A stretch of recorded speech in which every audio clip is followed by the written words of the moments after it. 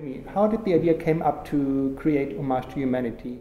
Homage to Humanity is a consolidation, is hopefully a validation of my first book, Before They Pass Away, which was published at the end of 2013, beginning 2014.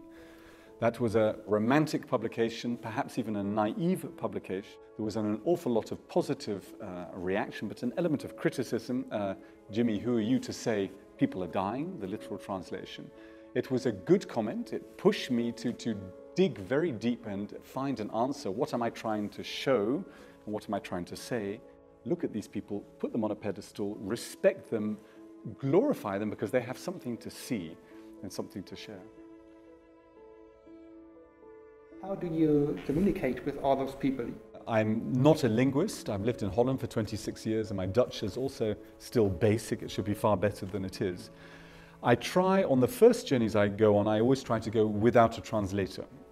I try to make it as difficult as possible because I've learned through experience that if you go with translators, you delegate the communication. So if we're having a conversation now and we can't speak the same language and I'm looking the whole time to somebody next to me to communicate to you we never make a connection. So it's up to me to make that contact. But I have to work 100 times harder if we don't speak the same language. But the thrill is, if you're patient, you can communicate an enormous amount of who you are without words. But I returned to many of the communities from the first book, Before They Pass Away, but this time with a translator. The relationship was established, they knew me, they recognized me, they remembered my name, and now it was time to get into a deeper conversation. Maybe the most important feature of Homage to Humanity is the video app. How did you create it and why did you create it? How I created it, technologically, I don't know. It's been created for me by an extraordinary group of technically very intelligent, far younger people than I am. I was told, film everything you do, because eventually we will have technology to be able to share it. Why? Because I wanted to make my journey, my vision, the story that I'm trying to communicate 100% transparent.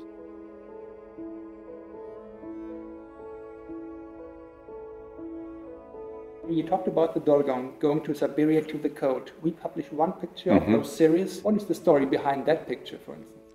Oh, the story is hours long, but I'm going to keep it as short as possible. Finding those three houses on skis 1,500 kilometers north of the Arctic Circle in February, where there's on average 1 hour sunlight a day, goes beyond mental comprehension. They don't have telephones, they don't have GPSs. To get there, we spent, after spending many days on airplanes, 12 hours on a skidoo through the night with the Dolgon following the lines of the snow from the wind. That's how we found them. So that is mind-blowing. Spending 2 weeks living with them in minus 60 degrees centigrade in this whiteout where you can't see anything. And then their horror and thinking, nobody will believe where I ended up. Nobody will believe that I met the Dolgon. And then 48 hours before my departure, the sun came out over the horizon. There isn't an adjective in the English language to describe the thrill and the energy which ensued as I could see, as you illustrate in your magazine, these three bullocks coming with the sun setting behind them. I didn't spend 3 weeks with a camera on a tripod. I ran around like a headless chicken because once you get outside, the sun's rising, there's the movement. It's so cold. Not only am I not working, the cameras are not working. You have to carry the batteries on what essentially looks like a bomb vest attached to your skin because the only way they function is with the body heat. When you realize you have to make a picture, you are sort of positioning yourself with the movement of these sleighs, then you have to get a battery off your body, so you have to expose your skin to the cold, find it from one of these vests and install it in the camera. Once it's in the camera, everything's aligned. You can just about see what you're doing. The battery lasts for about 2 to 3 minutes. So it's sort of a hyper focus which provides the climax of the image. So the thrill of making it is perhaps even more exciting than seeing the end result.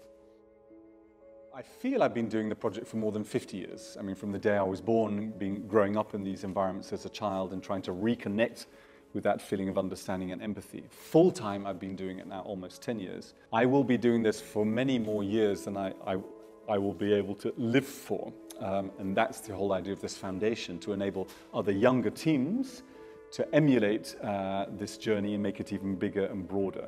So there will not be enough years in my life, providing I stay happy and healthy, to carry on with this theme. Thank you so much, Jimmy Nelson. Thank you very much. Thank you for having me.